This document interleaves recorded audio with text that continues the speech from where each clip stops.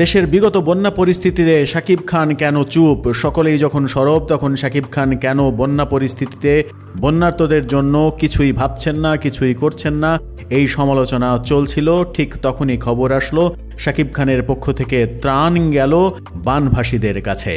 সরকার পতনের পর দেশ গঠনে সময় দিচ্ছে সবাই, এই সময়ে খানিকটা চুপ ছিলেন এই তারকা শাকিব খান। এরপর বন্যায় আক্রান্ত হয় দেশ, সে সময়ও তাকে চুপ থাকতে দেখা গেছে।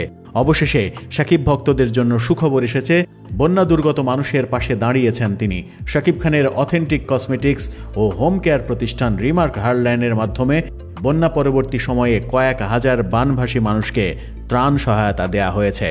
বন্যার ভয়াবহতা কিছুটা কমলেও পুরোপুরি স্বাভাবিক জীবনযাপনে ফেরেনি সেই অঞ্চলের মানুষ, বিশেষ করে কুমিল্লা, ফেনী, নোয়াখালী অঞ্চলের মানুষ। বন্যা পরবর্তী রোগবালাই এবং ভারী খাবারের সংকট বিরাজমান এমন সময়ে বানভাসী কয়েক হাজার মানুষ বন্যা পরবর্তী ত্রাণ সহায়তা পেয়েছে শাকিব খানের কোম্পানির পক্ষ থেকে। গেল মাসে বেশ কয়েকটি জেলায় বন্যা আঘাত হানে, তখন এফডিসির শিল্পীদের তহবিল সহ একাধিক সংগঠনের ফান্ডে অর্থ দিয়েছিল শাকিব খানের রিমার্ক হার্ডল্যান্ড।